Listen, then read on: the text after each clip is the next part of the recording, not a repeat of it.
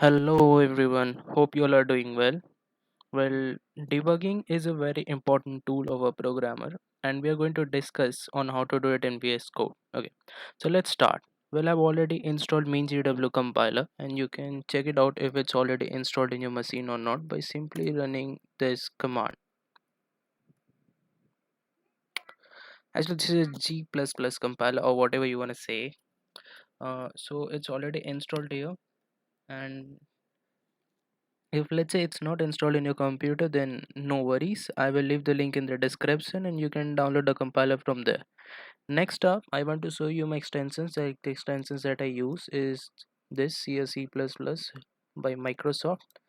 This is a very good extension for C++. Okay, so I have already opened my VS Code in a CPP debug folder. As you can see here, the CPP debug is a folder, an empty folder, and I'm going to create a file in here. Let's say I'm going to call it debug.cpp. Okay, I'm going to write a basic program in here. So there you go, I have written a simple program that you're going to use for debugging. I'm going to add a breakpoint here. Okay, now I'm going to click on this uh, debug tab. In here I will create a launch.json file. It's quite easy, you just need to give it a click. Choose the first one, gdb or lldb. After that, use the default configuration and your launch.json file will be created. Now, before getting in here, you need to do couple of things. The first one is to delete this part.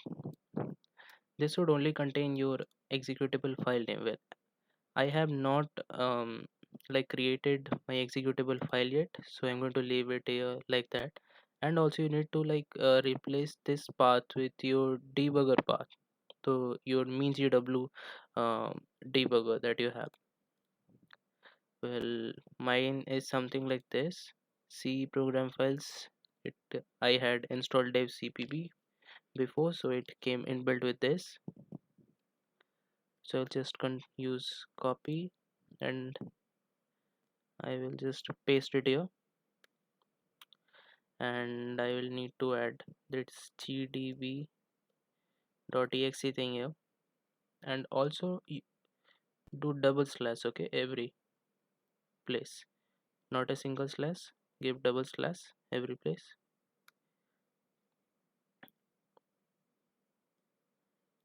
You will also want to use, if you want to use external console, then you can turn it to true. And let's actually compile this thing. So I'll compile this thing using g++ dash c. You need to use dash c in order to debug, and then your file name debug.cpp. After that, dash o and your file name, like the executable file name, which will be debug. So now I need to show you something. Here you will see that VS Code has created a folder .vs code, and it has created a launch.json file which I was working like few moments ago. So if I'm going to execute this thing, it is going to create an executable file which is debug.exe. It will appear here in any minute. Yes, there you go, debug.exe present here. Next up, don't forget to add a breakpoint from where you want to start debug. The debugger will jump straight to this line 4. Next up, we need to rename this file as debug.exe. Save this file, and everything looks good to me. So next up, I will just go to this thing. Now if I can void it, you can see that gdb.launch is already showing here. So let me run this thing. Now you will see onto the left bottom side that there is a call stack. It will contain all the threads that is being used by a program, and the debugger will jump directly to your breakpoint where you have set the breakpoint. And in the local variable, you will see the variables that is present here. You can see only I, cause I is declared at this line, and j is still not declared. Now if you're going to step into it, then you will see I is declared as 0, j is also declared, but there is no value assigned to it, which, and so the it has been assigned a garbage value, let's say 16. Now on to the next step, we will see that j will be assigned 0, and then it will be going to 1, 2, to next it will go to 3, um but as it is actually not less than 3, right? So 3j should be less than 3. As it was not less than 3, the condition was not satisfied, jumped on to this first one. Now I was equals to 0, so it must be changed to 1. So there you go, I is changed to 1, j is 3, and it will get overwritten by 0.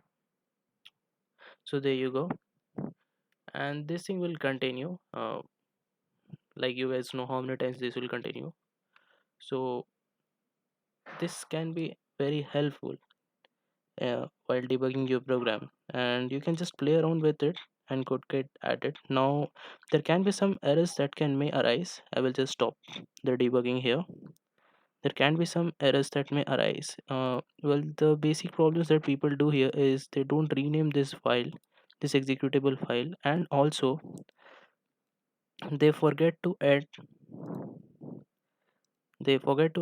this double slashes. Okay, so it's important, you need to add double slashes. If uh, even at a single place you do something like this, a single slash, this thing won't work.